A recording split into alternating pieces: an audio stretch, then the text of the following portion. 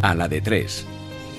Hoy tenemos con nosotros a Juan Ramón Rayo, él es el decano de la Universidad de las Hespérides, economista y divulgador de principios sociales y económicos liberales, es decir, de una sociedad donde se coloque a la persona en el centro y se respete el proyecto de vida de esa persona. ¿Qué tal, cómo estás, Juan Ramón? ¿Qué tal? Muchas gracias por la invitación y la entrevista. ¿La introducción bien? Bien, bastante bien, sí, bastante acertada en destacar aspectos, bueno, pues tanto de mi vida profesional, decano de la Universidad de las Hespérides, que es un proyecto que acabamos de iniciar lleva iniciado mucho tiempo, pero de cara al público, a través del cual se puede inscribir la gente para cursar estudios oficiales de grado y de posgrado, pues hace poco más de medio año. Estamos en los primeros cursos de lanzamiento y la verdad es que el proyecto de momento está funcionando muy bien, tanto interna como externamente, es decir, los alumnos están muy contentos y nosotros estamos muy contentos con los alumnos y con los nuevos alumnos que van llegando. Es una universidad donde, bueno, ya he dicho, oficial, pero online, es decir, no es la universidad tradicional donde uno acude físicamente a clases, sino que todas las clases son online, de manera que se puede apuntar cualquier persona desde cualquier parte del mundo y acceder en ese sentido a un título oficial europeo, que quizás sea uno de los hechos o rasgos más distintivos de este tipo de universidad online. Y además, pues bueno, yo como decano de la Escuela de Grado, de alguna manera he estado encima de la elaboración de los planes de estudio de los distintos grados, especialmente de los grados de Economía y Finanzas. Por lo tanto, son grados que, si bien cumplen, no queda otra, con la regulación española, sí tienen en la medida de lo posible un enfoque, no voy a decir liberal, porque eso es más ideológico, pero un enfoque de escuelas económicas algo más heterodoxo o algo más plural del que suele haber en la universidad convencional. Así que, bueno, por ese lado, de la parte profesional de la biografía, de esa nota profesional de la biografía bien traída, y la nota si lo queremos, de participación en la vida pública, como intentando transmitir y divulgar ciertos principios que, como bien has dicho, colocan a la persona en el centro del ordenamiento jurídico y moral, el individualismo jurídico y el individualismo moral y el individualismo político, es decir, que las sociedades existen para que los individuos puedan vivir y convivir persiguiendo su propio proyecto de vida. Las sociedades no existen como un fin en sí mismo para sobreponerse o imponerse sobre los individuos e instrumentalizar a los individuos a alcanzar fines que, en el fondo, aunque se vista de fines de interés general, son fines de ciertos individuos que se apropian del término interés general para subordinar al resto de personas a su propio proyecto individual de vida. Y eso es lo que el liberalismo intenta evitar. Lo que busca el liberalismo es que haya igualdad jurídica a la hora de establecer una estructura básica de derechos, dentro de la cual, una esfera de autonomía individual, cada uno persiga, como bien has dicho, su proyecto de vida sin pisotear los proyectos de vida de otras personas. Antes de, fundar universidades y ser uno de los economistas más importantes del mundo, exagerado eso. Naciste en Benicarló. No sé si podrías hablarnos de tu infancia y de los jóvenes y de los valores que te inculcaron tus padres. Bueno, realmente, si uno observa quizá el posicionamiento que yo tengo ahora, uno podría pensar que vengo de una familia donde desde pequeño se me han intentado inculcar ciertos valores ideológicos o morales muy alineados con las ideas que tengo ahora, porque efectivamente, como dices, mi identidad personal está muy ligada con mis ideas políticas o mis ideas morales. Prácticamente entiendo que si alguien me conoce y piensa en Juan Ramón Rayo, pues pensará a día de hoy en liberalismo o en ideas liberales, a favor o en contra, pero en cualquier caso lo asociará.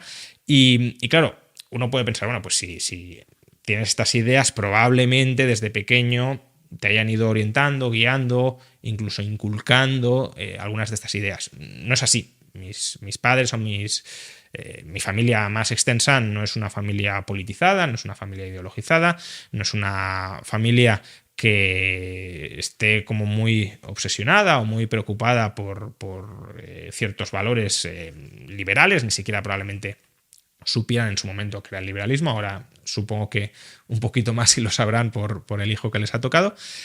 Pero aún sin inculcarme de una manera deliberada ciertas ideologías, Bueno, yo sí me crié en un ambiente bastante libre, bastante autónomo para vivir mi vida como quería, respetando obviamente pues, las normas de convivencia familiar, siempre con mucho respeto hacia el proyecto de vida que personalmente pudiese escoger, no guiándome ni diciéndome has de estudiar esto, has de estudiar lo otro, has de trabajar en esto, has de trabajar en lo otro, has de salir o has de entrar de casa. No, es decir, se me dio autonomía con responsabilidad para que viviera mi propia vida y bueno, no sé hasta qué punto esa forma de crianza ha podido influir luego en mi visión sobre el individuo y sobre la sociedad, pero desde luego es una actitud de respeto hacia los hijos y de responsabilización de los hijos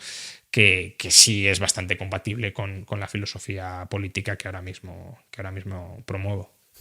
Y bueno, aunque digas que quizás un poco exagerado, sí que es verdad que hay rankings que te colocan como uno de los economistas. Bueno, sí, pero son rankings. No, tampoco es un ranking. No le daría mucha importancia. Hombre, si mides la importancia en términos de influencia a través de redes sociales, pues sí, claro, sí debo de ser uno de los economistas en redes sociales más influyentes del mundo.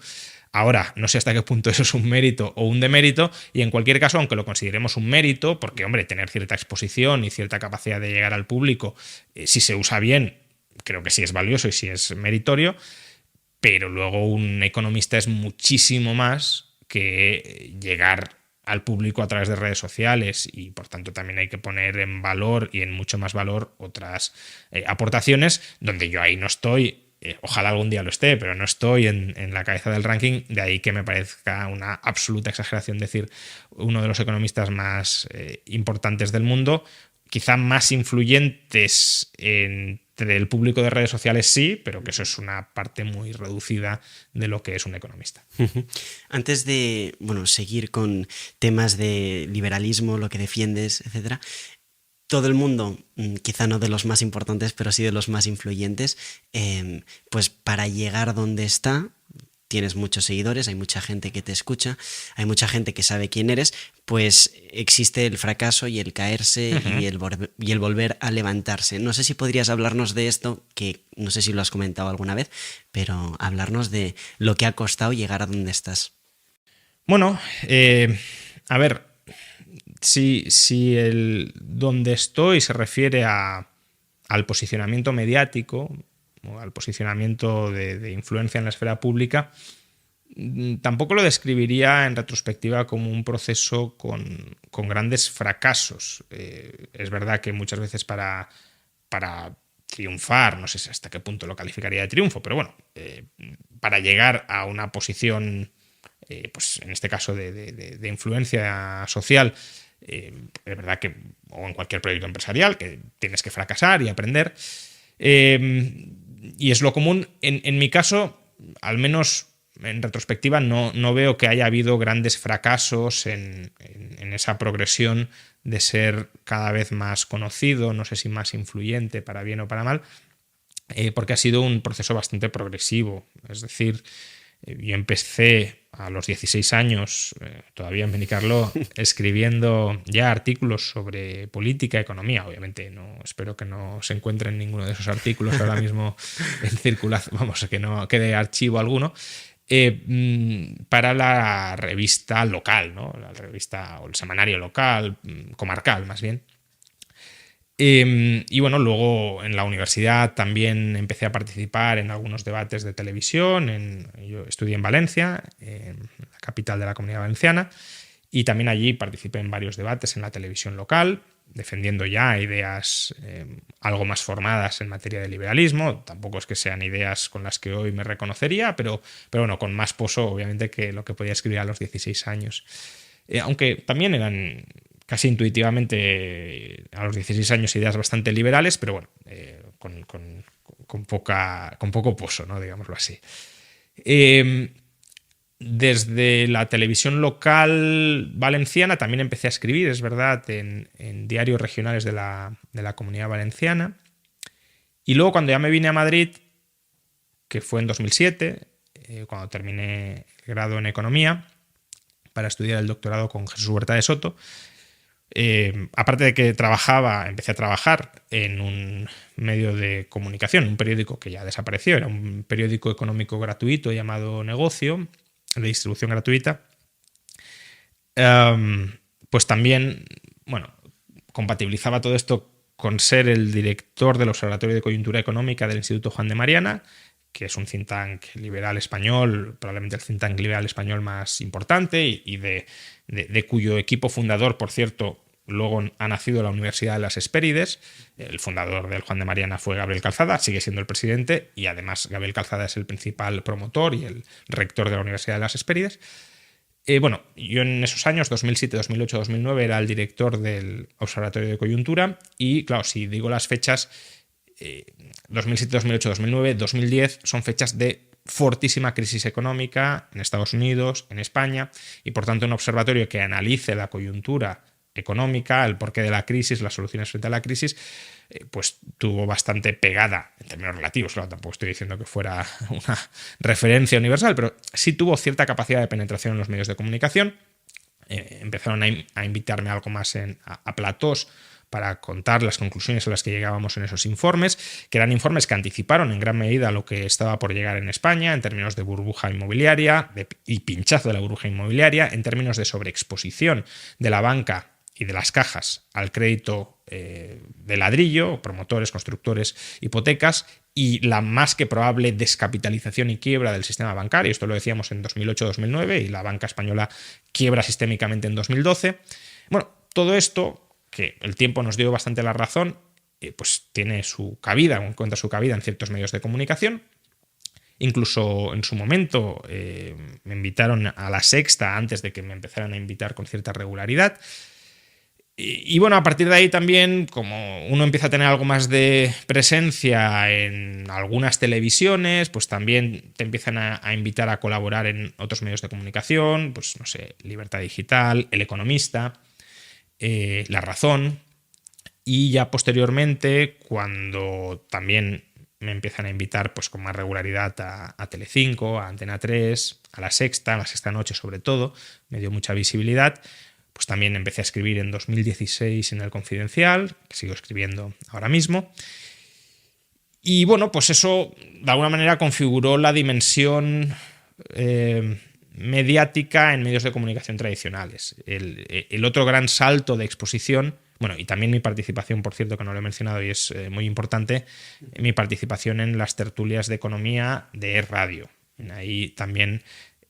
pues bueno, también enlazó muy bien con la colaboración periodística en ciertos medios de comunicación, en La Razón, por ejemplo, o en El Confidencial también se valoró.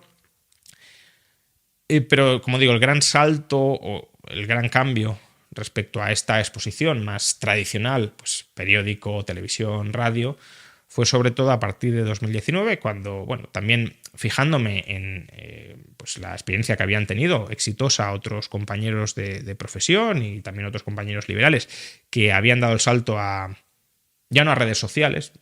Aquí Twitter actúa como puente intermedio, ¿no? Al mismo tiempo que pues estaba en televisión, en periódicos y en radio, también mi presencia en Twitter iba creciendo, pero no había dado el salto a YouTube. Y a raíz de lo que habían hecho otros compañeros y les había ido muy bien, pues decidí empezar a subir vídeos con más regularidad a YouTube. Y ahí es cuando de alguna manera yo creo que estalla más el conocimiento de mis ideas o la divulgación de mis ideas, porque bueno, llego a mucha otra gente que no llegaba por medios tradicionales. Consigo, no solo yo, es decir, en general este tipo de redes sociales, que mucha gente que a lo mejor no se leía un artículo en prensa o que no escuchaba una tertulia de radio o que solo veía ciertos zascas en televisión que son pues 30 segundos o un minuto, pues que se exponga a un discurso de 8, 10, 15 minutos hilado y coherente, con razón o sin ella, pero coherente internamente, más o menos, cosa que en televisión no podía suceder, porque si te dan 2 minutos seguidos de exposición en televisión ya es muchísimo, con lo cual solo puedes decir 4 frases sueltas y desilvanadas y no se ve la lógica en conjunto de lo que estás intentando exponer, no digo solo en el campo liberal, sino en cualquier otro campo, ¿no? Uh-huh. Y entonces, esa presencia creciente en YouTube, yo creo que sí me ha permitido tener muchísima más exposición de la que tenía antes, y hasta cierto punto se construye sobre pues eso, la presencia que tenía en medios tradicionales, porque obviamente yo no empecé el canal desde cero, sino que ya había una base pequeña de gente que me conocía y que precisamente por conocerme me seguía en YouTube. Pero bueno, yo es que empecé con el canal regularmente, tenía menos de 30.000 seguidores, que es mucho para un canal que pueda ser desconocido, pero claro, ahora mismo que está cerca de 700.000, pues sí. claro, dice, bueno, si tu base eran 30.000, obviamente el crecimiento hasta 700.000 se ha debido a otros factores más allá del conocimiento preexistente, ¿no? Y en breves llegarás al millón. Bueno, esperemos. Juan Ramón, me gustaría preguntarte qué es lo que defiendes y por qué, que sé que es, bueno, el liberalismo, etcétera, pero no sé si podrías explicarnos el porqué de esta postura y por qué es necesaria, imagino, en España. Bueno, yo distinguiría dos facetas personales, ¿no? Una es la faceta de economista, o bueno, no sé, puede quedar muy rimbombante, pero para entendernos de científico social. Lo digo también para incluir otras áreas de conocimiento como puedan ser la ciencia jurídica, donde, bueno, uno personalmente y cualquier otra persona tenemos nuestros sesgos, pero donde intentamos hacer, si uno lo hace bien, claro, un trabajo desideologizado. Es decir, uno intenta dejar fuera sus valores morales de las conclusiones a las que llega a través de la investigación de los hechos que investiga. Es verdad que los valores morales pueden influir, por ejemplo, en qué temas investigas y qué no. Por ejemplo, Tomás Piketty es un economista que está muy preocupado por temas de desigualdad y como él es de izquierdas y muy preocupado contra la desigualdad, investiga sobre temas de desigualdad. Ahora bien, las conclusiones a las que llegan esas investigaciones deberían ser conclusiones ajenas o exentas del sesgo ideológico que pueda tener. Luego lo conseguirá o no, porque muchas veces ya sabemos que a Piketty y a Sáez se les critica por cocinar un poco los datos para exagerar la medición de la desigualdad, pero esa tentación a veces inconsciente la podemos llegar a tener todos, ¿vale? Pero precisamente porque la podemos llegar a tener todos es importante que el resto de la comunidad científica te vigile, te critique y te diga, oye, aquí esto hasta aquí bien, pero aquí ya te has pasado y has metido, ¿no? Entonces, por un lado yo intento hacer un trabajo en materia de ciencias sociales, pues lo más objetivo posible, influido obviamente por mis intereses ideológicos, pero el desarrollo lo más objetivo posible.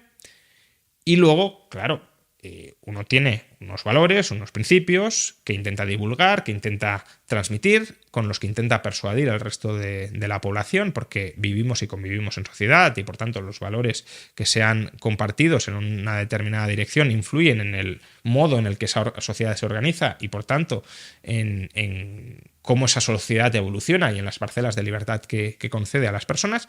Entonces yo intento, desde un punto de vista más prescriptivo, normativo, divulgar valores liberales. Y el liberalismo, como ya hemos hablado antes, es el respeto irrestricto al proyecto de vida del prójimo, configurando una esfera de autonomía jurídica dentro de la cual cada uno puede hacer lo que le dé la gana, porque dentro de esa esfera es él el soberano, es él el que manda y los demás han de respetarle. Es decir, la única obligación que tienen los demás frente a una persona es el respeto. Yo no me meto en tu vida, a cambio de que esa persona tampoco se meta en la suya. ¿Cómo se configuran estas esferas? Pues libertad personal, haz lo que quieras sin afectar a los demás.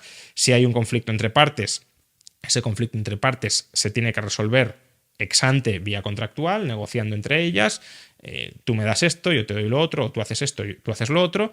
Y en materia de conflictos sobre los recursos materiales que nos rodean, derechos de propiedad. Es decir, si yo he ocupado, me he apropiado pacíficamente de algo que no tenía dueño, o si yo he comprado a otra persona, he intercambiado con otra persona algo de lo que ella se había apropiado pacíficamente sin tener dueño, yo devengo propietario y sobre ese objeto del que soy propietario yo puedo hacer lo que quiera porque lo integro en mis planes de acción. Y tú sobre tu propiedad puedes hacer lo que quieras sin que yo pueda interferirte. Y si yo quiero tu propiedad, lo que tengo que hacer es negociar contigo para que me la vendas a cambio de otras propiedades mías o a cambio de la prestación de ciertos servicios o a cambio de no hacer ciertas cosas que no quieres que haga. Con lo cual, el liberalismo configura la sociedad como la libre asociación de las personas en torno a fines individuales o sociales, pero que sean voluntariamente compartidos. Y dentro de esas asociaciones, pues las reglas que rigen son las que pactan las partes que voluntariamente se adhieren a ellas. Básicamente no imponer a los demás el modo en el que tú quieres que vivan, sino vivir tu vida como quieres para que los demás puedan vivir la suya también como quieren. ¿Y cuál es la situación actual en España? O sea, ¿cuál es el... No sé si podrías hacernos un análisis económico real, sin mentiras, de lo que está ocurriendo ahora mismo ¿Pero en España? económicamente o...? Económicamente. Bueno, yo creo que la economía española sufrió, y es importante entender de dónde viene, sufrió una crisis económica fortísima hasta el año 2012-2013, fruto de enormes desequilibrios estructurales previos, la burbuja inmobiliaria, la contaminación del sistema financiero con esa burbuja inmobiliaria, la hipertrofia del sector público con ingresos burbujísticos que desaparecieron. Durante la década de los 10, a partir de 2012-2013, se vive un proceso de reestructuración de la economía española muy profundo. La economía española que no había tenido desde el primer franquismo superávit comercial pasa a tener superávit exterior, incluso comercial en muchas rúbricas, y eso significa que gana competitividad frente al exterior. Y gana competitividad porque se readapta internamente para ser más competitiva en términos de exportaciones y frente a las importaciones que vienen de fuera. El sector privado, que estaba endeudadísimo hasta el año 2007 y 2008, experimenta uno de los procesos de desapalancamiento más intensos de todo el mundo. Europa era uno de los países donde el sector privado, familias y empresas estaba más endeudado de Europa y hoy está por debajo de la media en términos de endeudamiento. Y el sector público emprende un proceso de racionalización, de ajuste de ingresos y gastos, con mucho endeudamiento acumulado, pero se acerca, 2018-2019, a un déficit por debajo del 3%, ¿no? O encaminado a bajar del 3%. Bien, en ese momento llega la pandemia, 2020, y este proceso de saneamiento de la economía española, que había empezado, bueno, incluso podríamos decir que empezó con Zapatero, aunque sobre todo empezó a pesar del gobierno con Rajoy y se extendió durante el primer gobierno de Sánchez, se ve interrumpido por la pandemia. España es uno de los países más afectados por la pandemia, tanto porque reacciona muy mal al comienzo frente a ella, cuanto porque es una economía muy expuesta a sectores que se ven muy perjudicados por la pandemia, como es el turismo. Pero la pandemia es afrontada internacionalmente con estímulos muy potentes, tanto monetarios como fiscales, que generan ciertos desequilibrios, pero que no son desequilibrios exclusivos de una economía nacional en concreto, como puede ser la economía española. Es decir, se genera internacionalmente un movimiento inflacionista como consecuencia del abuso, sobre todo por parte de Estados Unidos, de los déficits fiscales, de una política monetaria extremadamente laxa, y esa inflación pues termina conduciendo a una reacción antiinflacionista en forma de subidas de tipos de interés muy intensas. España en ese contexto no es especialmente partícipe, es decir, no es que España en ese contexto hiciera mucho más y mucho peor que el resto, sino que más o menos hizo lo que el resto, y dentro de Europa incluso podríamos decir que su posición financiero-fiscal fue positiva porque es una de las principales receptoras de fondos europeos, con lo cual dentro de Europa se la ha mimado mucho a España, a Italia, porque eran los países más afectados económicamente por la pandemia y se les intenta ayudar adicionalmente. Cuando se levantan las restricciones de la pandemia y la recuperación económica en todas partes va más rápido de lo que se había anticipado, en España nos encontramos con una recuperación interna, por recuperación del turismo sobre todo, pero no solo del turismo, también de servicios no turísticos que con la pandemia se empiezan a desarrollar más, servicios a remoto, donde España se adapta muy bien y da un rebota, o más allá de rebotar, ¿no? Da un salto cualitativo importante, y a esa recuperación interna se le suma la ayuda de los fondos exteriores. Con lo cual ahora mismo la situación de la economía española es una situación que va mejor que Europa, no es para echar cohetes, porque los crecimientos del 2 y pico son ligeramente por debajo de la media histórica de España, pero en el contexto europeo son crecimientos muy positivos, porque Europa o está en recesión o está al borde de la recesión, y es una economía que no acumula desequilibrios muy importantes, no desde luego desequilibrios que la aboquen a la destrucción o a una crisis. Yo creo que cuando hablamos de problemas económicos en España, seguimos teniendo muy en la cabeza la experiencia de la crisis de 2007-2008 como si la siguiente volviera a ser igual. Y hay que tener presente que las crisis como la de 2007 y 2008 son crisis que suceden una vez cada 40, 50 o 60 años. Por tanto, uno puede decir, bueno, España va a entrar en crisis, ¿no? Puede decir, bueno, va a entrar en recesión. Pero eso no significa que vaya a regresar a la situación de 2007-2008. Es decir, el peor escenario al que se puede enfrentar España, que podría ser una recesión, no significa que vuelva a quebrar todo el sistema financiero, que la economía vuelva a caer un 10%, que volvamos a tener un 26% de paro. No tiene por qué ser, no se dan los desequilibrios para que eso suceda. Con lo cual, es una economía que está creciendo más que la media, que no está acumulando en el sector privado desequilibrios muy importantes, pero sí es una economía, y esta sería la nota más claramente negativa de España, donde sigue habiendo mucha deuda pública y donde el Estado en los últimos años ha reducido su déficit público hasta volver al entorno del 3%, no manteniendo el sector público a raya, sino disparando el tamaño del sector público a costa de disparar la presión fiscal sobre los ciudadanos, que es otra forma de cuadrar las cuentas. No es la que nos gusta a los liberales, que sería con menos gasto público y menos impuestos, es con más gasto público y más impuestos, pero incluso eso es menos malo que disparar el gasto público, no subir impuestos y abocar al país a una crisis fiscal, ¿no? Entonces, esa es la situación de España. No es una situación idílica ni mucho menos para los liberales. El gobierno cada vez es más poderoso, la administración pública cada vez pesa más. No es una situación tampoco extremadamente boyante en términos de crecimiento, pero comparativamente lo está haciendo España bastante mejor. Es verdad que con más ayuda de Europa que otros países. Y por tanto, ya digo, es una situación de cierto crecimiento.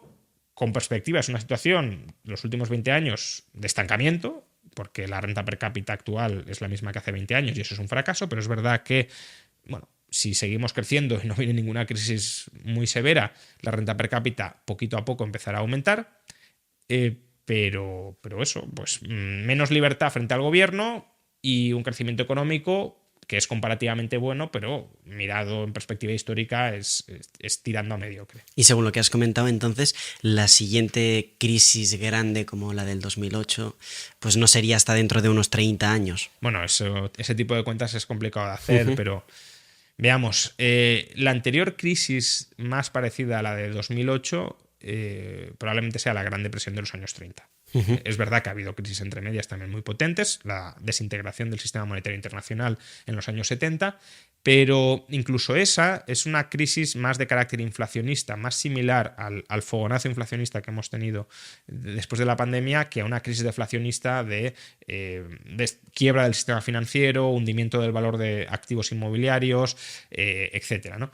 Eso yo ahora mismo no lo veo en España. Es decir, España no ha acumulado en los últimos 10 años los desequilibrios que sí acumuló hasta el año 2007-2008, y esos desequilibrios que no se han acumulado afortunadamente son los que podrían desatar otra crisis de ese estilo, y por eso ahora mismo en España yo no veo una situación similar a la anterior, lo cual no significa que no pueda entrar en recesión. España en algún momento entrará en recesión, como han entrado otras economías.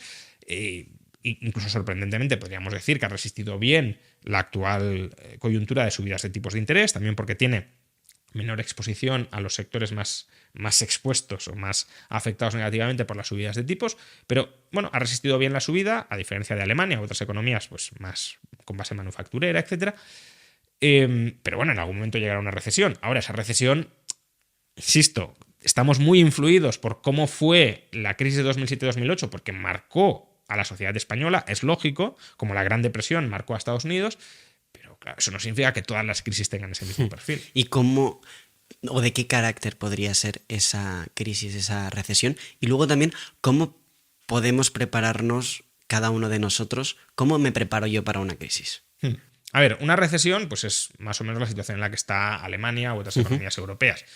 Digo que más o menos porque ya sabes que técnicamente pues depende si son 2 trimestres seguidos, también si hay otros indicadores que apuntan en esa dirección, pero bueno, más allá de si técnicamente lo está o no, Alemania ahora mismo está en una situación de estancamiento cuasi recesivo. Pues ese es un escenario en el que podría llegar a entrar España en algún momento, pero ¿eso es una tragedia equiparable a 2007-2008? No, ni mucho menos. Al igual que tuvimos recesión en 2001, por ejemplo, bueno, pues, o España tuvo una recesión en el 93, 94, que es verdad que la tasa de paro se disparó mucho, pero tampoco, bueno, y devaluamos, etcétera, pero no fue una situación de quiebra generalizada del sector financiero, ¿no? Entonces, son más el tipo de escenarios que creo razonables que vuelvan en algún momento, ¿no? La crisis anterior. ¿Cómo nos preparamos cada uno frente a esto? Bueno, en parte no nos podemos preparar porque las crisis en mayor o menor medida afectan a la estructura productiva. No sabemos a qué partes de la estructura productiva van a verse afectadas en el futuro. Nuestra especialización pues de capital humano, de formación, se puede ver afectada. Pues en el año 2007-2008 los arquitectos fueron barridos. ¿Por qué? Porque si no se construyen no hacen falta tantos arquitectos en España. Si hay una reestructuración de un sector económico donde hay una especialización en capital humano muy determinada y ese sector económico se viene abajo, pues los que hayan estudiado eso se van a descapitalizar formativamente, ¿no? Claro, ¿cómo anticipas cuál es el sector que se va a ver afectado en el futuro? Es muy complicado. Eso no significa que no nos podamos preparar de ninguna manera frente a las crisis. No se puede evitar totalmente el riesgo de crisis, pero obviamente si uno construye o va construyendo un patrimonio personal propio, cuanto más amplio y cuantioso mejor. Obviamente eso no depende solo de la voluntad, sino también de la capacidad financiera de cada cual. Pero si uno va ahorrando y reinvirtiendo progresivamente para construir y mantener e incrementar un patrimonio personal propio, ¿eso qué hace? Pues te sirve de colchón frente a las situaciones de crisis. Que pierdes tu empleo, que te descapitalizas formativamente si tienes ahorros de los que echar mano. Primero, el hecho de no tener empleo te permite seguir gastando hasta que encuentres otro empleo, y segundo, si te descapitalizas, incluso según cuál sea la magnitud de tu patrimonio, puedes tomarte un año sabático, entre comillas, para estudiar algo distinto a lo que te habías formado para reinsertarte en el mercado laboral en condiciones distintas en las que estabas, ¿no? Entonces, la forma de reducir la incertidumbre a través del sector privado, pues una de ellas es esa, es el ahorro personal. El Estado intenta reducir la incertidumbre a través del estado de bienestar, pero bueno, esa no es la forma en la que los liberales lo promoveríamos y lo conseguiríamos. Y ahora que has hablado del Estado, ¿hasta qué punto el Estado debería cuidarnos? O sea, velar por nosotros. No sé si el Estado todo lo que tiene pues lo reparte a los pobres, se lo quita a los ricos. Entonces, ¿hasta qué punto debería...? Bueno, una cosa es la teoría, y es que efectivamente el Estado existe desde un punto de vista socialdemócrata para redistribuir de ricos a pobres. Esto es raro que se termine produciendo, no digo que sea imposible, pero en la medida en que las clases medias son mayoría en una sociedad, pues si el Estado es democrático, hay una tendencia bastante grande a que sea la clase media la que redistribuya la renta en su favor, se les quita a ricos y a pobres para darle a la clase media. ¿Cuánto debería redistribuir el Estado? Desde mi punto de vista, nada. ¿Eso significa que estoy en contra de la redistribución? No, significa que estoy en contra de la redistribución coactiva, y el Estado es coacción. ¿Sin coacción no puede haber redistribución? No. La redistribución voluntaria, ya no solo a través del mercado, sino a través sobre todo de la sociedad civil, de redes de ayuda mutua, de participación voluntaria, puede ser verdaderamente muy intensa si el Estado no tiende a ocupar esas funciones. Hoy no hay un tejido asociativo muy fuerte en nuestra sociedad. Sí en otras como Estados Unidos, pero desde luego en España el tejido asociativo es bastante débil y no proporciona ese tipo de servicios de red de seguridad frente a las personas que quedan desfavorecidas, porque el Estado se ocupa de eso. Si el Estado no se ocupara de eso, justamente porque la sociedad sí quiere que esas redes existan, se ocuparía el sector privado. Y de hecho el sector privado, cuando digo sector privado no hablo de sector privado mercantil necesariamente, hablo de sociedad civil. Justamente antes del estado de bienestar, incluso antes del estado pre-bienestar, digamos que el estado de pre-bienestar o proto-bienestar se empieza a desarrollar en Europa a partir de la Primera Guerra Mundial. Pues bien, antes de eso había en Europa y en Estados Unidos un tejido asociativo comunitario muy potente, que eran las sociedades de ayuda mutua, las sociedades de amigos, que proporcionaban este tipo de servicios ni siquiera asistenciales, porque no eran concebidos como yo te hago un favor a ti, sino, oye, tú y yo formamos parte de la misma asociación, si a mí me va mal, yo tengo derecho y además, por lazos fraternales, tengo la expectativa de que tú me ayudes, no haciéndome un favor. Cuando un familiar ayuda a otro, no le hace un favor. Hombre, a ver, podemos conceptualizarlo así, pero que no lo entendemos como oye, que te estoy haciendo un favor y me lo vas a tener que devolver, porque aquí yo soy el que tiene la sartén por el mango y tú te pliegas a lo que yo te digo. No, se entiende que hay una reciprocidad dentro de la familia, sobre todo si es bien avenida. Pues bueno, en las sociedades de amigos funcionaba igual. Y eran sociedades muy amplias, muy diversas, muy variadas y que podían perfectamente haber constituido la base de una sociedad de bienestar sin la coacción estatal. Por desgracia, el Estado las redes oligárquicas de los políticos, de los funcionarios, de los burócratas, reemplazan esas redes de asistencia voluntaria. Los sindicatos también formaban parte, por cierto, de esa red. Eran sindicatos de adscripción voluntaria donde los trabajadores, si se quedaban desempleados, ¿qué hacían? Echaban mano de la caja del sindicato. ¿De qué se nutría la caja del sindicato? De subvenciones públicas, no, de las aportaciones de los trabajadores afiliados a ese sindicato, que entendían que estaban haciendo una aportación a un fondo común de la que ellos se podían ver beneficiados en el futuro si les afectaba el desempleo o si querían ir a la huelga y no cobraban durante esos días, pues ¿de dónde obtenían ingresos? Pues de esa caja común, ¿no?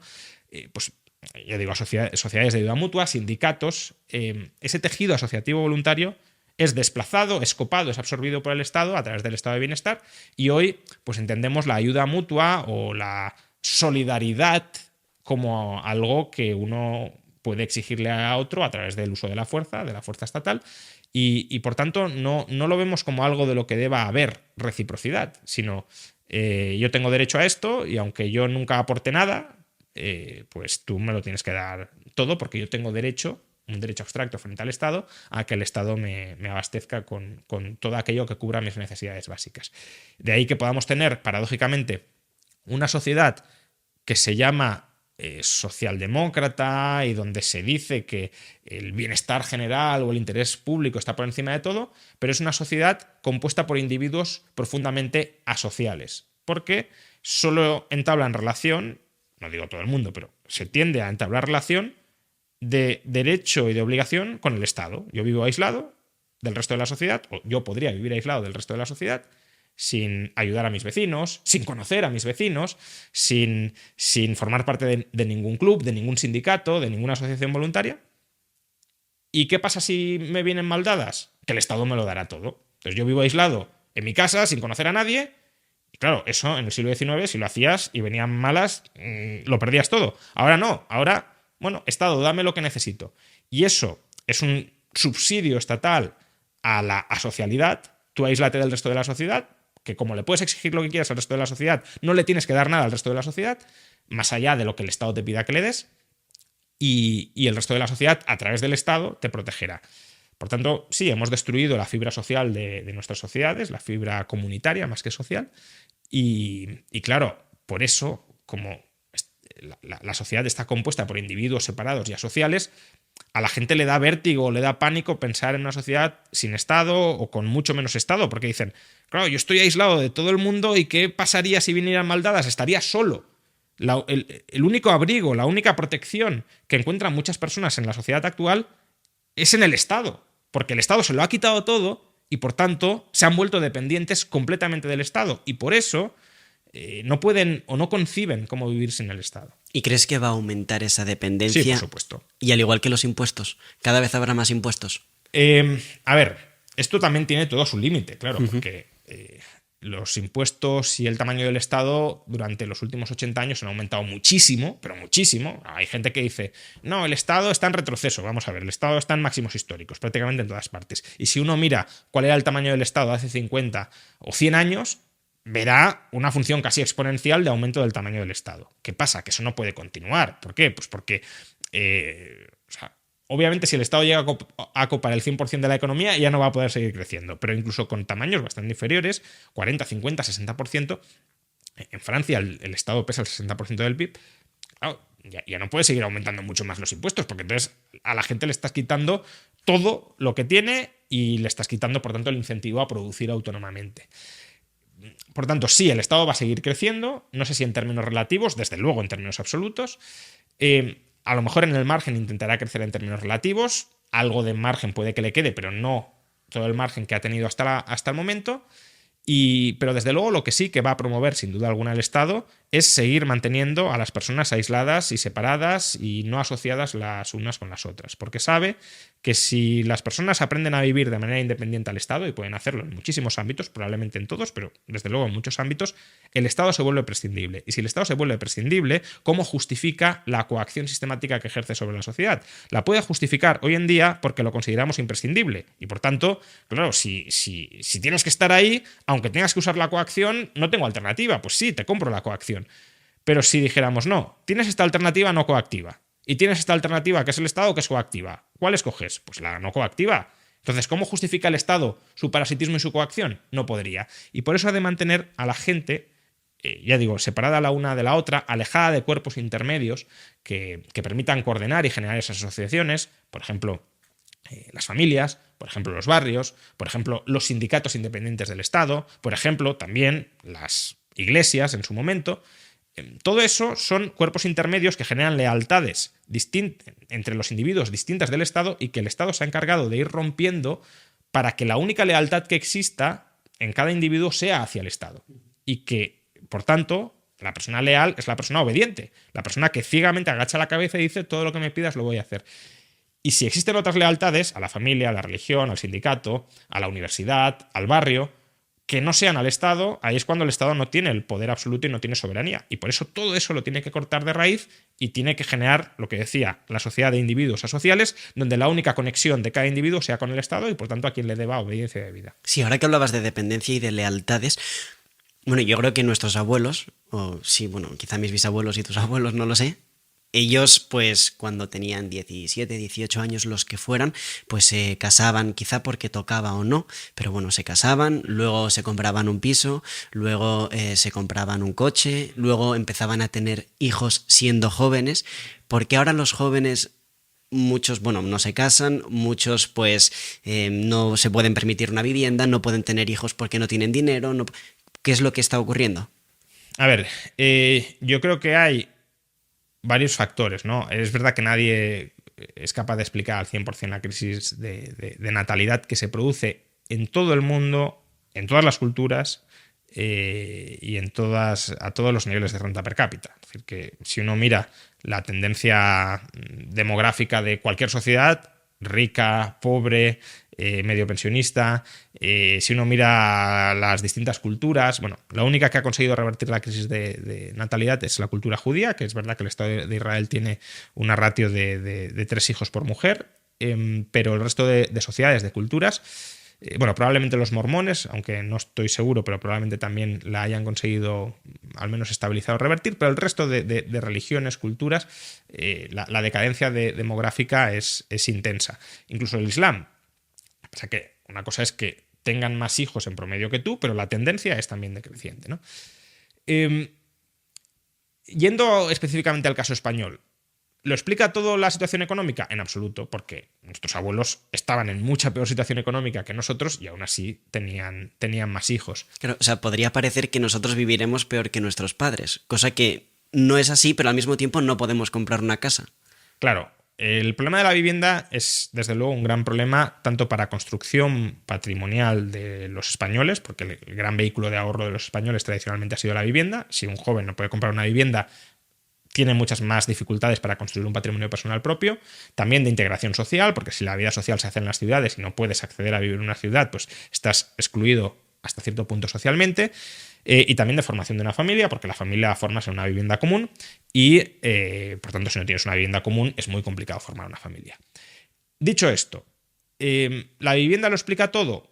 No. ¿Por qué? Pues porque en provincias donde la gente vive, se queda a vivir en ellas, y la vivienda no es un problema, provincias que se van quedando despobladas, pero sigue habiendo jóvenes que viven allí, la tasa de natalidad en esas provincias está no más baja que en las provincias donde hay problemas de vivienda.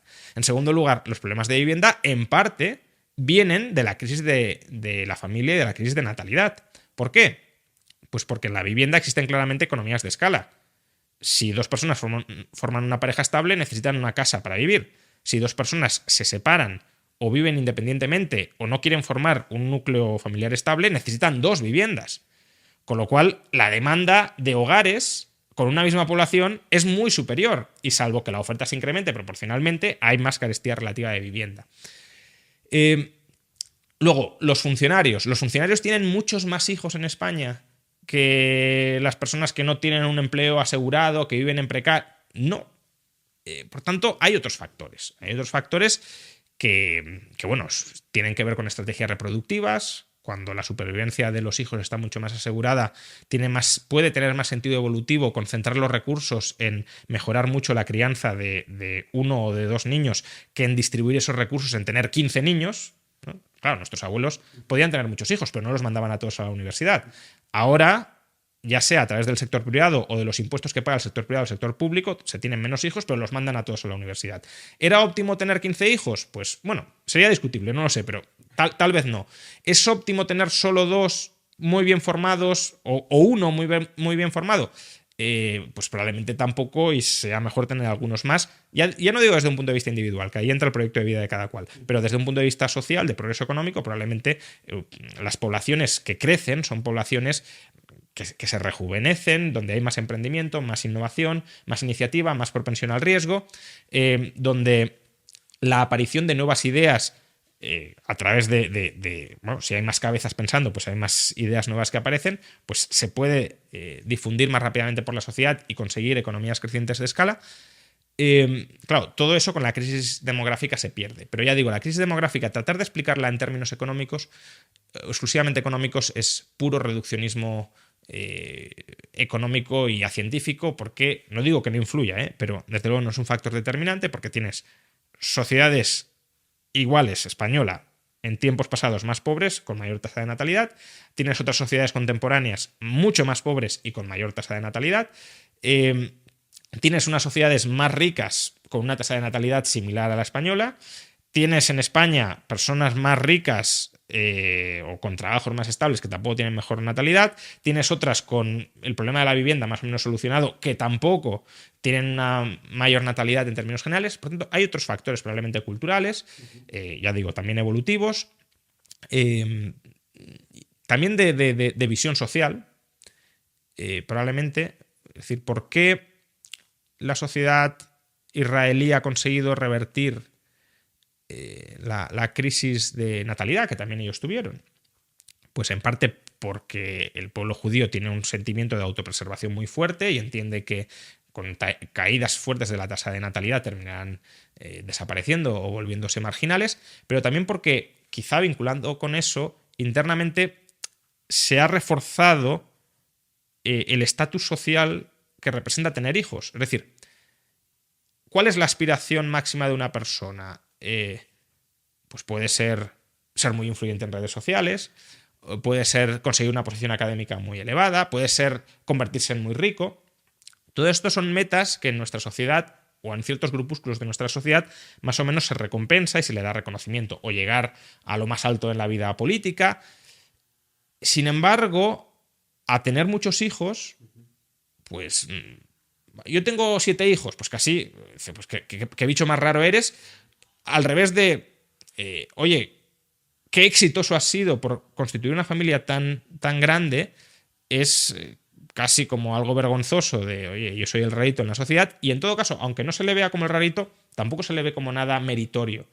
Y el hecho de que socialmente no se reconozca con estatus elevado a las familias numerosas, como muchos le dan ciertas ventajas, subsidios y ventajas fiscales, pero el hecho de que socialmente no se premie con estatus el tener muchos hijos, que en Israel se sucede, lleva a que, pues, aspiración vital, tener muchos hijos, pues no, tengo otras prioridades sociales, busco el reconocimiento social por otras vías. Y esas otras vías muchas veces son incompatibles con tener una familia grande. Por ejemplo, carrera profesional, claro, si los 2 miembros de una pareja, aquí ni siquiera estoy hablando si debe ser el hombre o la mujer, los 2 miembros de una pareja priorizan absolutamente su carrera profesional, no van a tener hijos, porque no tienen tiempo para criarlos, salvo que no los vean nunca. Entonces, alguno de los dos, pues por ejemplo, se tendría que sacrificar, si el objetivo fuera tener hijos, de estar más en casa. Insisto, no tiene por qué ser la mujer, puede ser perfectamente el hombre. Pero sí tiene sentido que si vas a tener una familia numerosa, haya alguien de la pareja que se quede en casa, o al menos que tenga jornada partida. Pero claro, si tienes jornada partida tampoco te puedes realizar profesionalmente o no puedes ascender mucho profesionalmente. Por lo tanto, tiene que haber alguien que sacrifique su carrera profesional para tener una familia amplia. ¿Están los miembros de una pareja, aunque sea estable? Claro, el problema es que muchas parejas ni siquiera son estables, con lo cual tampoco. Pero ¿están alguno de los 2 miembros de una pareja dispuestos a sacrificar su carrera profesional para tener 4, 5, 6 hijos? Probablemente no, en su mayoría. Y si hay otras prioridades sociales antes que tener hijos, pues no se tendrán hijos, se dejarán aparcados y se buscarán excusas para racionalizar por qué no tienes hijos. Me gustaría tener, claro, sí.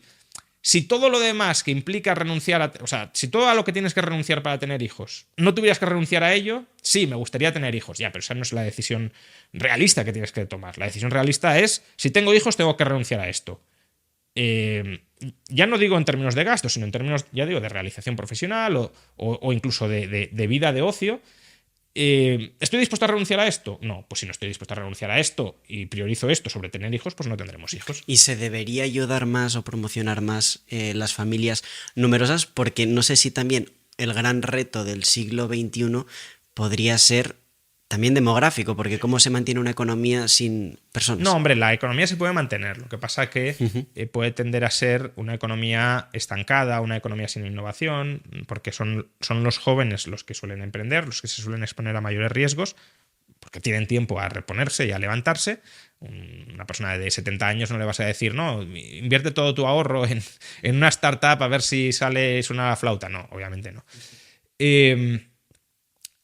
Eso por un lado. Por otro, el hecho de que haya mucha gente, pues eso, si una persona alcanza una nueva idea, esa nueva idea se aprovecha de ella toda la sociedad, no solo esa persona. Por tanto, en sociedades muy amplias tienden a emerger más ideas por mera probabilidad cuantitativa, y esas ideas, al difundirse, permiten la elevación del nivel de vida de toda la economía.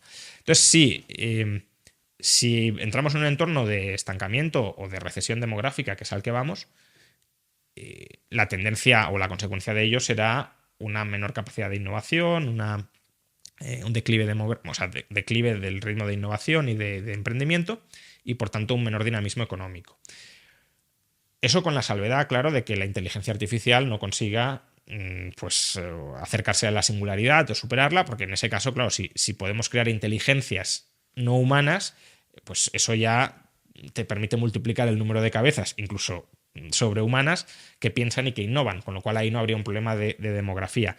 Si el problema de la inteligencia artificial, o sea, si la inteligencia artificial no avanza hacia tanto, sí que tendremos un problema de falta de cabezas pensantes y emprendedoras.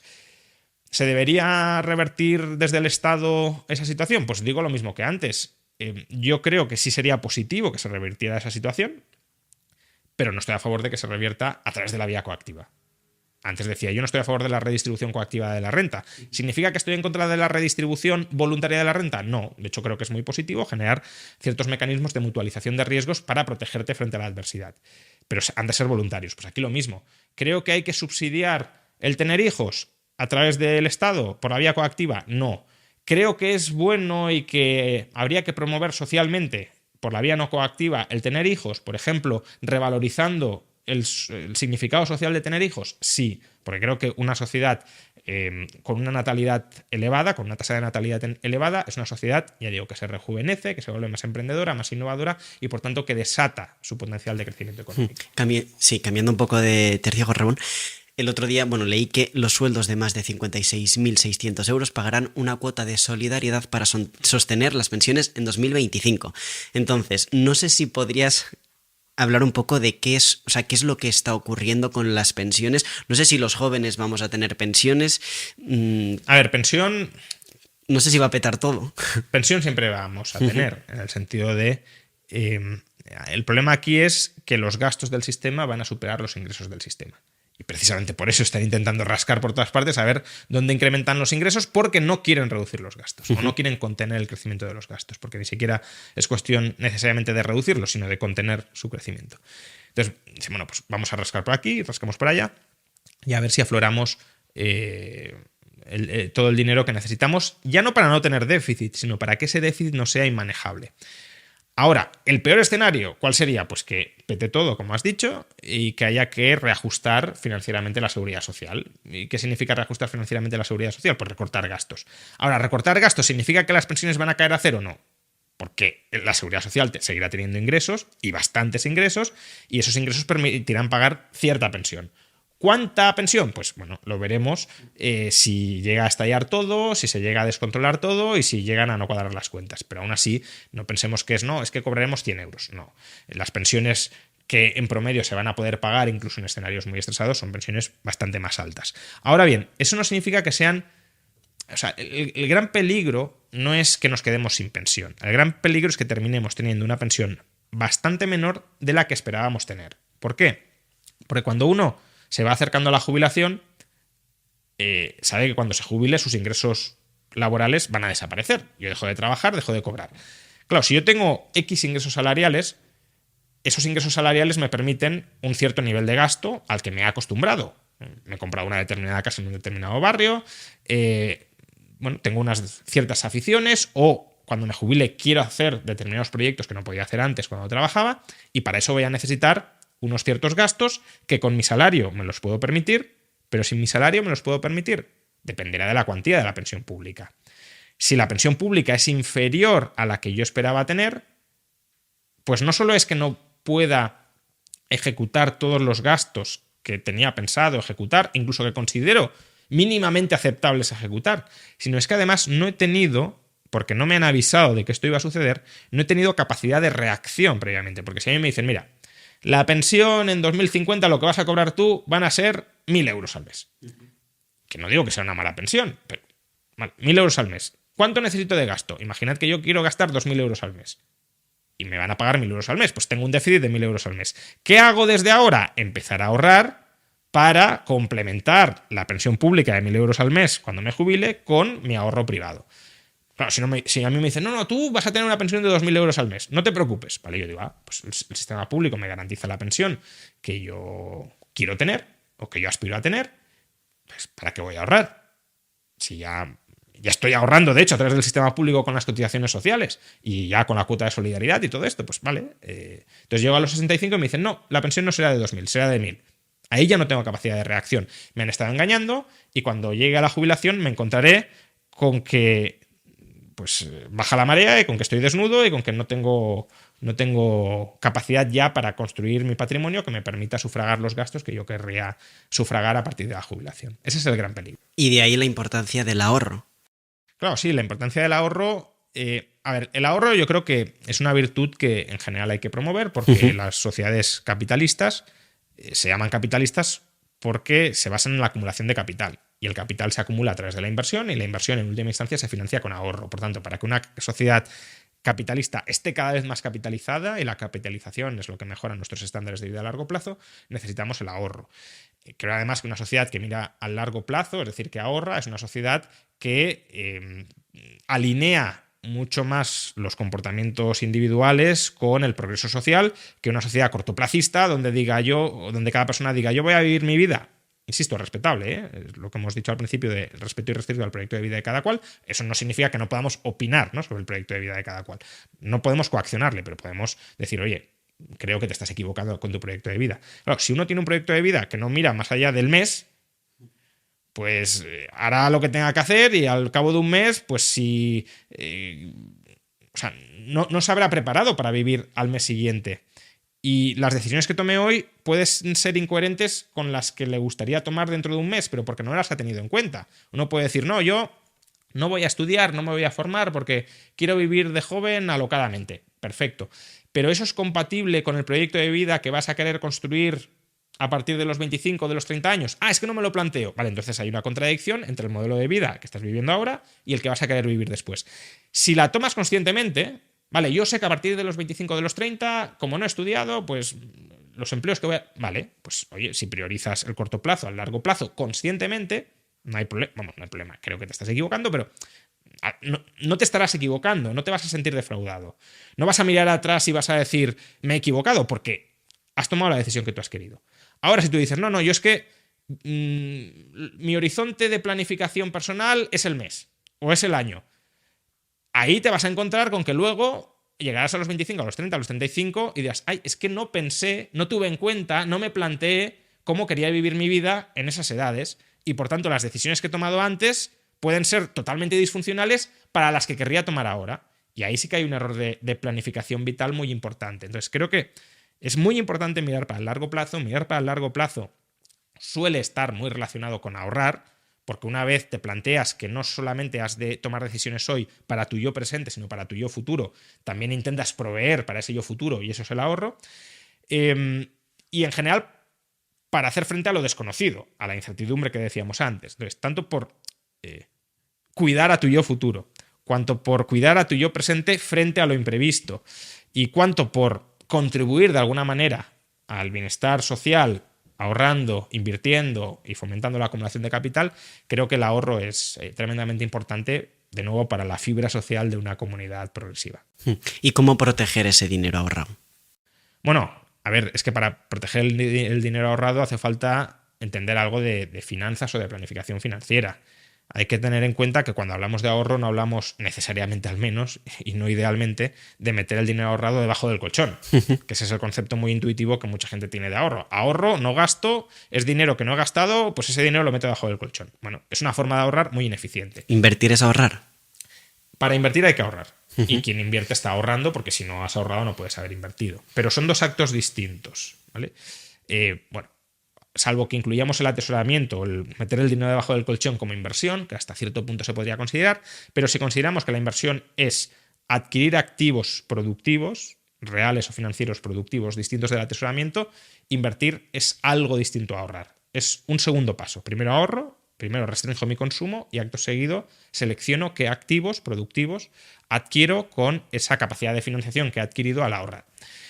Entonces, claro, proteger tu ahorro, o sea, tu capital, si lo quieres, el capital puede estar expuesto a muchas amenazas. Una política puede ser la confiscación por parte del Estado, y la confiscación puede ser que te lo quitan, te lo expropian, o que te lo diluyen, por ejemplo, a través de inflación.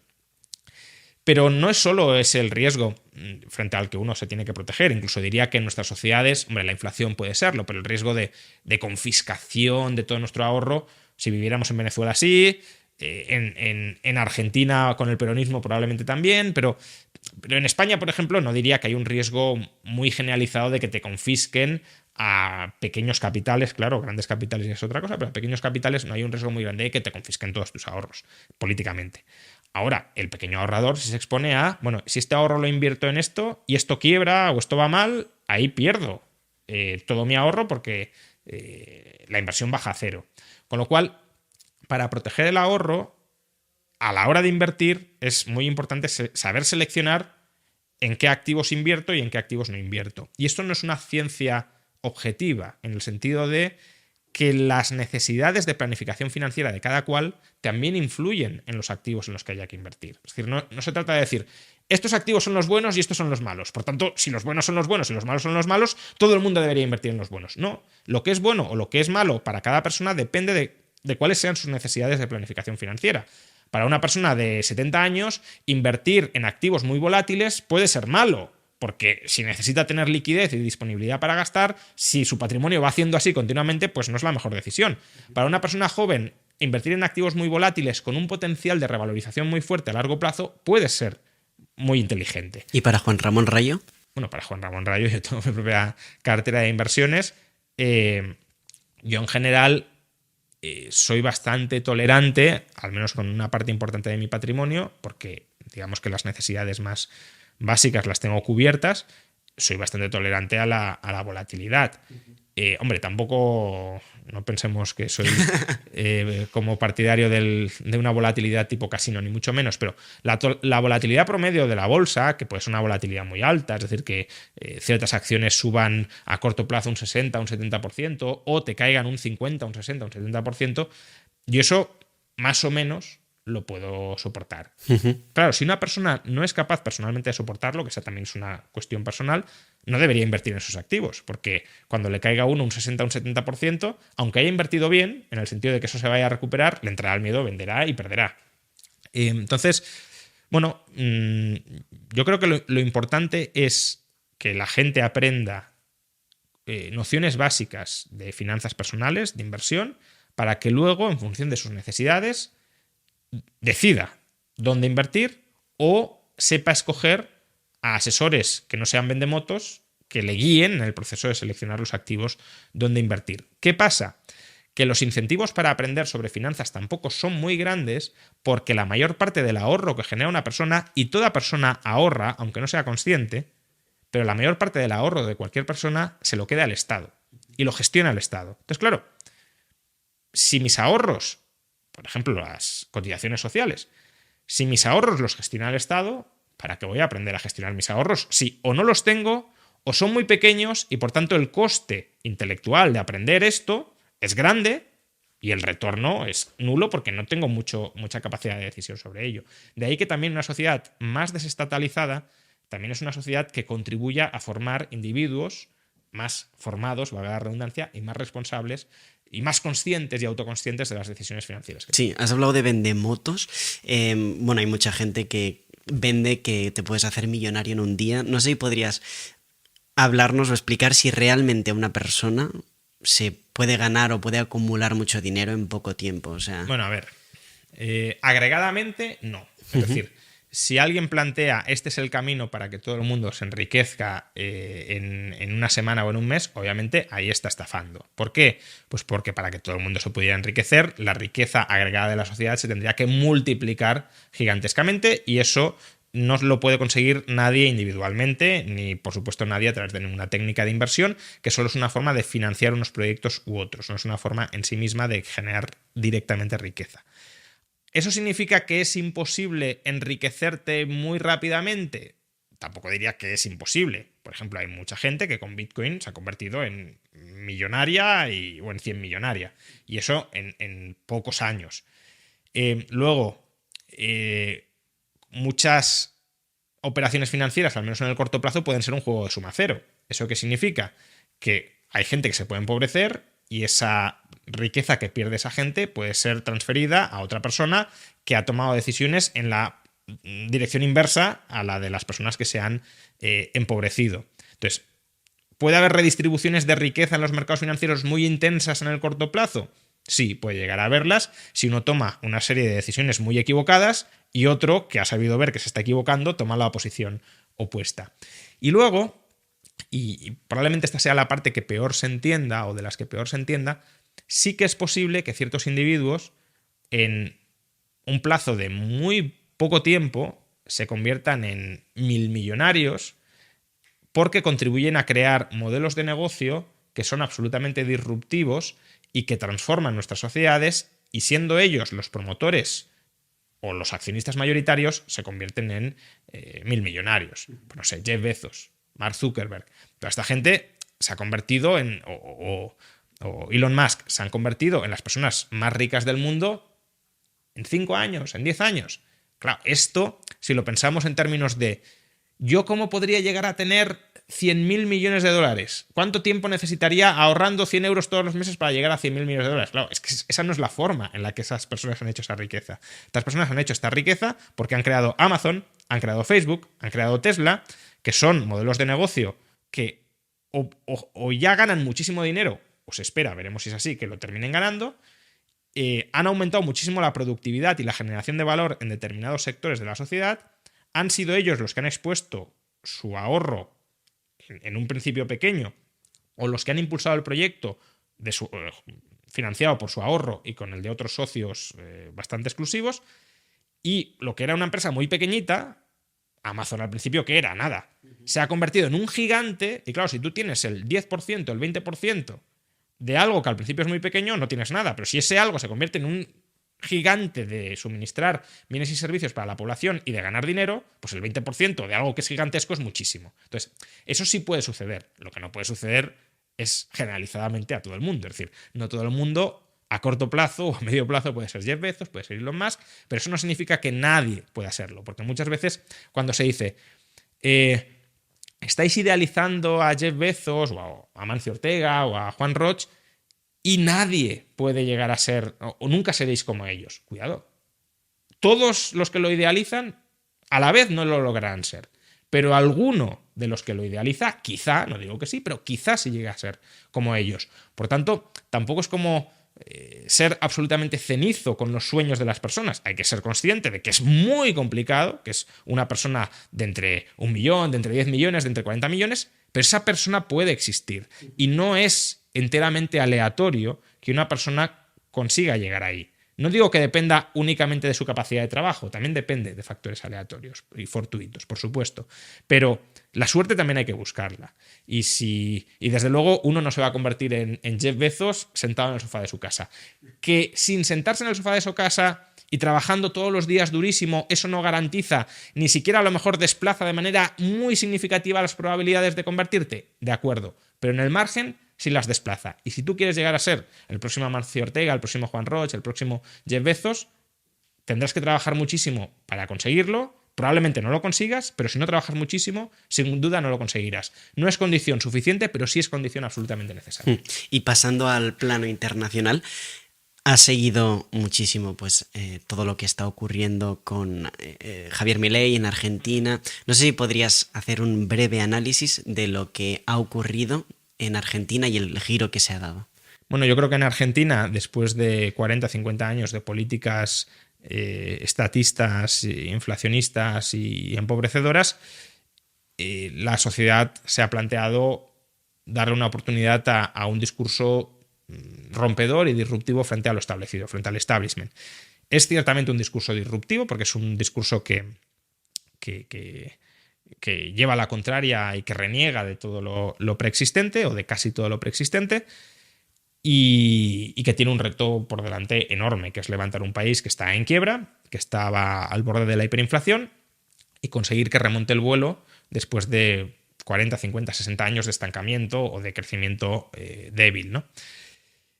¿Lo va a conseguir? Pues bueno, yo creo que Javier Milei tiene buenas ideas, creo que tiene, espero, tampoco le conozco tanto, pero creo que tiene convicciones para llevar a cabo esas ideas, pero bueno, al final un político, de nuevo, de la misma manera que, enlaza bien, ¿no? De la misma manera que para ser Jeff Bezos no basta con trabajar muy duro y tener las ideas adecuadas, sino que también has de tener en parte suerte, que no te barran los competidores aún siendo tú bueno, que el sistema dentro del que estás operando no te ponga muchas cortapisas, pues con Javier Milei lo mismo. Es decir, el hecho de que sea liberal, de que por tanto tenga lo que yo creo que son buenas ideas, de que tenga la convicción de llevarlas a cabo, ¿significa que las va a poder llevar a cabo? No, porque el sistema político le puede bloquear, de hecho ya lo están bloqueando en muchas de las medidas que querría tomar.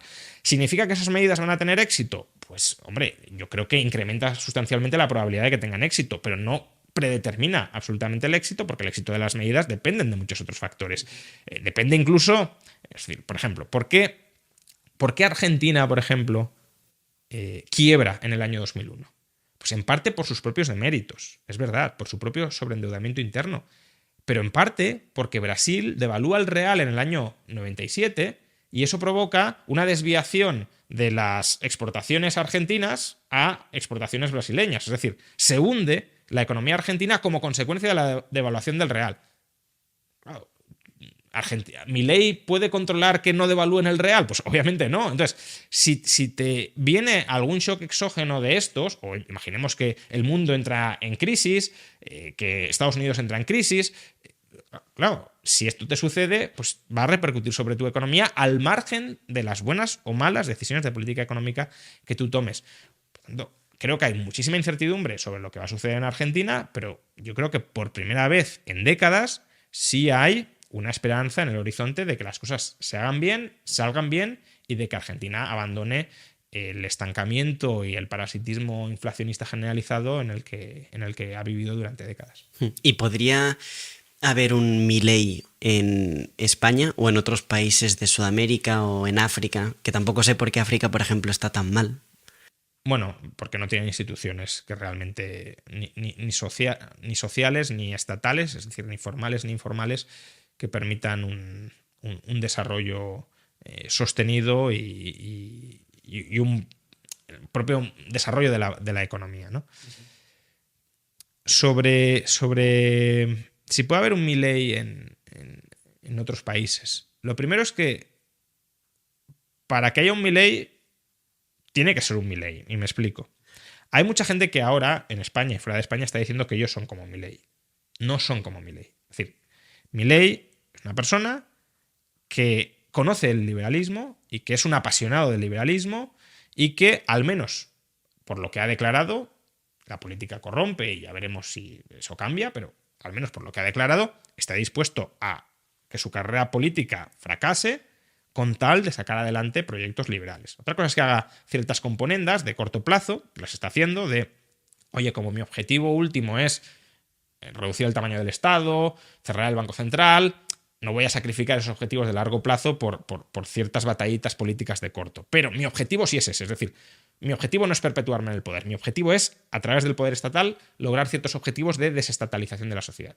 Veremos, ¿eh? Yo siempre mantengo cierta alerta con cómo pueden cambiar los políticos, pero bueno, de entrada esa es su aspiración. Bueno, mucha gente que dice que es como Milei ni conoce el liberalismo, ni está dispuesta a sacrificarse por el liberalismo, o sea, no por el liberalismo como ideología, sino por las libertades de los ciudadanos, ni tiene realmente un proyecto liberal en la cabeza. Lo que quiere es sumarse a la ola de Milei y llegar al poder. Y eso pasa en España y fuera de España. Entonces, lo primero es que para ser como Milei hay que ser como Milei. Es decir, ya no digo en las formas y demás, sino ser una persona más o menos formada en esas ideas, creer en esas ideas profundamente y no anteponer tu carrera política a las ideas, sino las ideas a tu carrera política. Y luego, claro, para que haya un Milei y triunfe, ya se tienen que dar circunstancias mucho más extraordinarias. Yo creo, ojalá me equivoque, pero creo que un Milei en España no triunfaría. ¿Por qué? Pues porque en Argentina triunfa porque se dan unas circunstancias absolutamente excepcionales. Y es que tienes una inflación del 150%, que la clase política, o sea, y no la has tenido ahora, sino que la has tenido durante décadas. Por tanto, la clase política está totalmente desacreditada porque todos han intentado luchar contra la inflación y han fracasado. La gente dice basta y quiere probar y quiere experimentar con una persona que da un mensaje razonable, coherente, frente a la situación de lo que estaba ocurriendo, que incluso supo ver lo que iba a ocurrir cuando no estaba tan claro que fuera a suceder, y le dan un voto de confianza. En España la gente quiere iniciar una revolución, pues estará más o menos disconforme, pues el precio de la vivienda sube mucho, la calidad del empleo es mala, pero ¿están dispuestos a desarmar todo el statu quo en el que están viviendo y dar un salto de fe, si lo queremos, al vacío? No. Entonces, si llega alguien como Milei que dice, no sé, voy a privatizar la sanidad, la educación, las pensiones, voy a liberalizar todo el suelo para que se pueda... Ese mensaje, no digo que no pueda seducir a nadie, pero desde luego no va a seducir al ciudadano medio español porque no siente la necesidad de ser seducido por ese mensaje. En Argentina sí, era una urgencia cambiar de rumbo en una dirección o en otra. Afortunadamente ha sido el rumbo liberal. Y ojalá el rumbo liberal de sus frutos y satisfaga las expectativas de los argentinos. ¿Y en el mundo? La guerra China contra Estados Unidos, ¿quién va? Bueno, quizá ninguno de los dos, no lo sé, pero ¿quién va a ser la gran próxima potencia económica? Son coordenadas geopolíticas que se me escapan totalmente. O sea, no es mi campo de especialización la geopolítica, pero en general soy muy contrario a las restricciones del estilo de Estados Unidos y Europa contra China, porque, es decir, ¿por qué Estados Unidos y China con Trump y después de Trump y también la Unión Europea ahora están introduciendo restricciones al comercio con China? Porque se sienten incapaces de competir en ciertos sectores estratégicos con China, porque ven que China se está desarrollando en gran medida gracias al comercio, porque temen que el Estado chino se vuelva demasiado poderoso. Yo también lo temo, pero no porque sea chino, también temo que el Estado estadounidense se vuelva demasiado poderoso, o el Estado europeo. Pero claro, como ahí ya entran las rivalidades geopolíticas, el Estado estadounidense ve como una amenaza al Estado chino, y en parte es lógico que lo vea. El Estado chino ve como una amenaza al Estado estadounidense, y es lógico que lo vea. Pues dicen, ¿cómo puedo mantener a raya o controlar el crecimiento del Estado chino y del poder y de la influencia geopolítica? Pues tratando de frustrar su desarrollo económico. Yo creo que eso es un error a largo plazo porque genera fricciones entre sociedades, genera animadversiones, en lugar de generar interdependencias, genera separación de bloques. De hecho, estamos hablando de eso, ¿no? De la desglobalización y de la regionalización del comercio. Por tanto, dos bloques separados que no se necesitan mutuamente y que, por tanto, el coste de entrar en guerra entre ellos se va reduciendo, porque si yo dependo de ti y entro en guerra contra ti, me cortas el suministro de algo que necesito.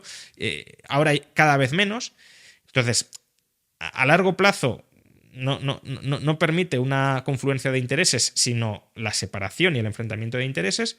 Y luego, a corto plazo, es que esas batallitas geopolíticas se efectúan a costa del bienestar de los ciudadanos, porque sabotear el desarrollo de China, por ejemplo, con los coches eléctricos. China es capaz ahora mismo de producir coches eléctricos de mayor calidad y más baratos que Europa.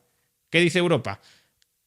pues vamos a impedir que los consumidores europeos compren coches chinos. Pues, oye, ¿por qué me vas a hacer comprar coches europeos eléctricos peores y más caros cuando puedo comprar coches eléctricos chinos más baratos y mejores? Ponte las pilas y compite. O, mejor dicho, no sabotees deliberadamente, en el caso de Europa, la industria de automovilística de motor de combustión, donde tú sí eres enormemente competitivo y de enorme calidad.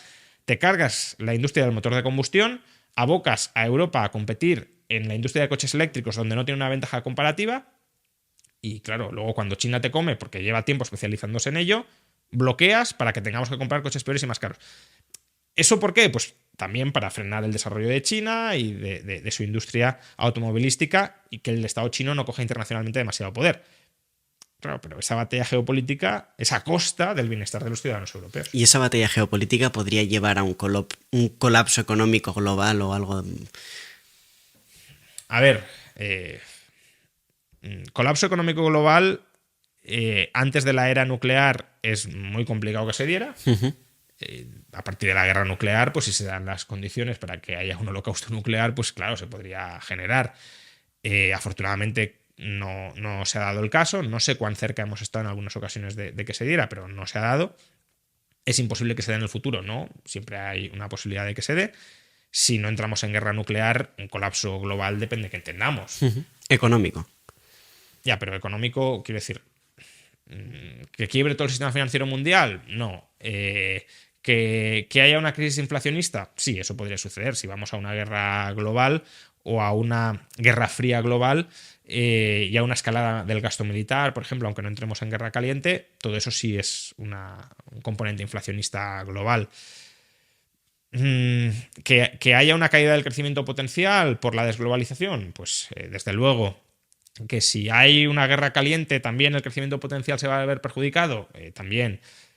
De ahí a un colapso, pues hombre, depende de la magnitud del enfrentamiento y de qué medios se utilicen. Como digo, si se utilizan armas nucleares, pues sí, pero sin tener yo casi nada de idea sobre esto, creo que el escenario base, que me corrija alguien que sepa del asunto, pero creo que el escenario base no es que vamos a un holocausto nuclear, pero no lo sé. Pues ya para terminar, me gustaría que me respondieses a esta pregunta que suelo hacer a economistas, que es si piensas que el dinero da la felicidad o no. Pues depende de la persona y de sus aspiraciones vitales. Al final, ¿qué es la felicidad? Pues ir satisfaciendo progresivamente a lo largo de nuestras vidas las metas que libremente o autónomamente escogemos. Una persona puede no necesitar muchos medios materiales para ser feliz y en ese caso el dinero ni le dará ni le quitará la felicidad, o bueno, se la puede quitar si subordina sus otras metas vitales más importantes al dinero. Otras personas que necesiten para ser feliz pues más medios materiales o incluso más tiempo libre, porque el tiempo libre también se compra, entre comillas, pues ahí sí puedes necesitar el dinero. Ahora, ¿tener mucho dinero es garantía de felicidad? No.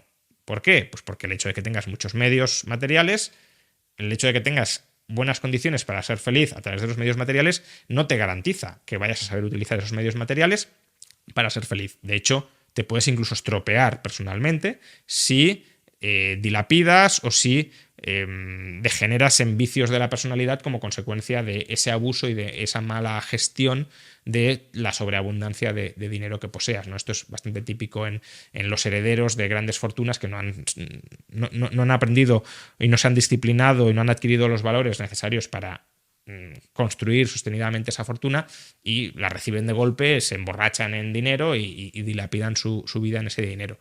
Entonces, ¿el dinero da la felicidad?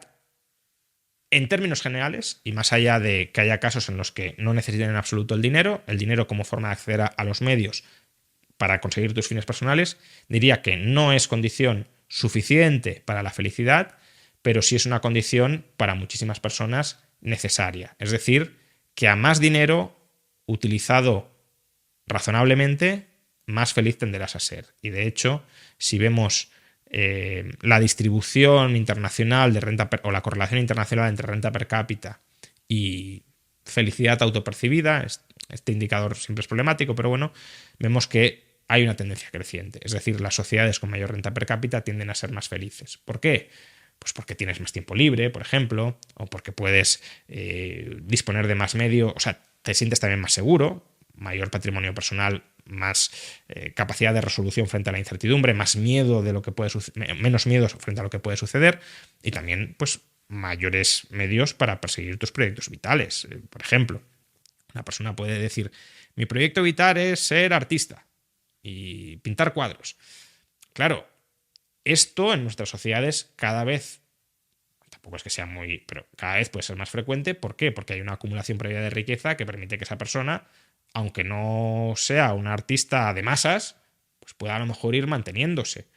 Claro, hace 500 años ni siquiera los artistas top se podían mantener por sí mismos. Entonces, si tu sueño es ser artista, lo podrás completar más fácilmente en una sociedad rica y si tienes dinero, pero si tienes mucho dinero, oye, que mis cuadros solo le gustan a 3 personas, me da igual, porque es un disfrute personal, pinto porque a mí me gusta, no porque deba satisfacer necesidades ajenas, porque ya tengo el dinero para comprarles a otros pues, la comida, la vestimenta, los suministros básicos, etc. Entonces, ahí sí que te da un soporte material para ser feliz.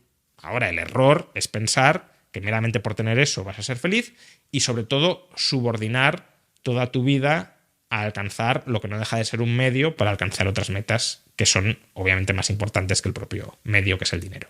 Pues eso es todo, Juan Ramón Rayo. De verdad que muchísimas gracias por haber estado este rato con nosotros. Nada, muchas gracias a vosotros. A la de tres.